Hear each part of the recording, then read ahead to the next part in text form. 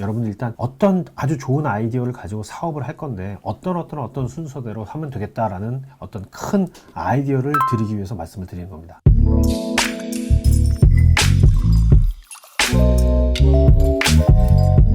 유쾌하고 솔직한 돈 이야기, 손원수의 취중 전담.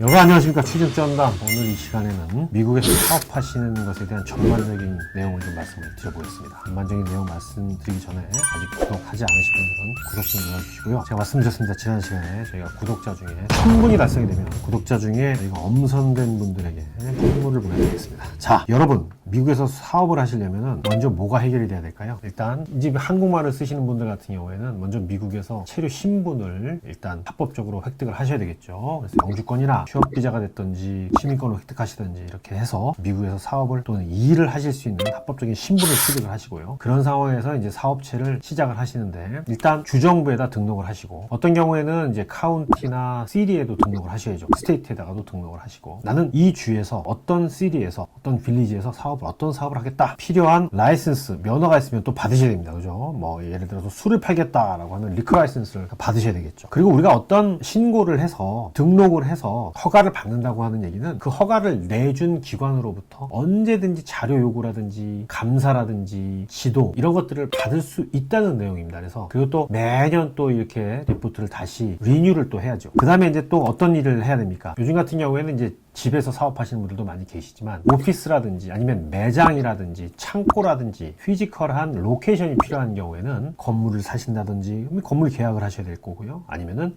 리스 계약을 또 하셔야죠. 그래서 몇 년 동안 리스를 어느 곳에서 얼마에 어떤 조건으로 받을 것이냐. 제가 지금 말씀드리는 내용들은 비즈니스와 관련된 모든 내용들은 다 저희 사무실에서 여러분들 도와드릴 수 있는 일들인데요. 여러분들 일단 어떤 아주 좋은 아이디어를 가지고 사업을 할 건데 어떤 순서대로 하면 되겠다라는 어떤 큰 아이디어를 드리기 위해서 말씀을 드리는 겁니다. 그 다음에 혼자서 일을 하셔도 되겠지만 종업원을 하여할 수도 있겠죠. 요즘 같은 경우에는 뭐 종업원을 구하기가 참 어렵다고 하는데 종업원 구해서 같이 피지컬한 오피스에서 일을 하실 수도 있고 매장에서 일할 수도 있고, 아니면은 원격으로 타주나 한국에 계신 분들 또는 뭐 요즘 같은 경우에는 뭐 필리핀이나 다른 데 계신 분들도 이용을 하시더라고요. 그래서 종업원을 위해서 종업원들에게는 또 어떤 일이 벌어집니까? 급여를 줘야지 일을 하시겠죠. 그래서 급여를 어떤 식으로 지급을 할지, 세금은 어떻게 뗄지, 그런 이제 페이롤 텍스라고 하는데, 종업원은 과연 미국에서 합법적으로 일을 할 수 있는 인력인지, 아니면 인디펜던트 컨트랙터라고 해서 자영업자인지, 또는 종업원이 아니라 어떤 외주 업체를 이용을 할지, 이런 부분에 대한 고민을 하셔야 되겠죠. 그리고 그 다음에 납부하셔야 될 세금, 어떤 세금을 납부해야 되고 어디에다 납부해야 되고 어떻게 납부해야 되는가도 고민하셔야 될 겁니다. 세금과 관련돼서는 크게 세 가지 정도 생각하시면 되는데요. 일단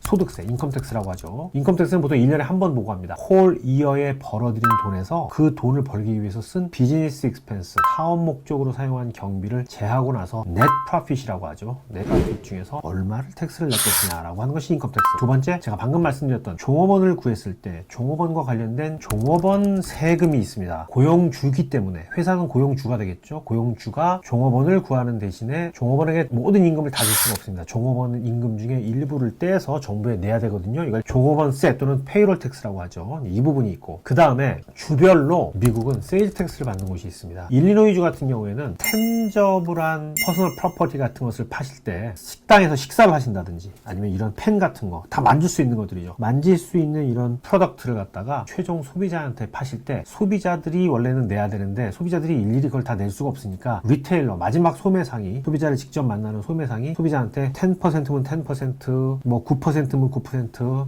동네마다 조금씩 다릅니다만은 컬렉트를 해서 주정부에다가 매달 또는 뭐 매년 한 번씩 내게끔 돼 있습니다. 이게 세일즈 텍스입니다. 한국 같은 경우에는 그냥 부가가치세라고 하는데 여기는 이제 소비세라고 하죠. 미국은 비즈니스를 하실 때 신경 써야 될 세금, 인컴 텍스, 페이롤 텍스, 종업원세, 세일즈 텍스, 이렇게 세 가지 정도 생각을 하시면 되겠다. 마치기 전에 구독, 좋아요 잊지 마시고요. 질문 있으시면 올려주시는 거 잊지 마시고요. 여기까지 말씀드리겠습니다. 대단히 감사합니다.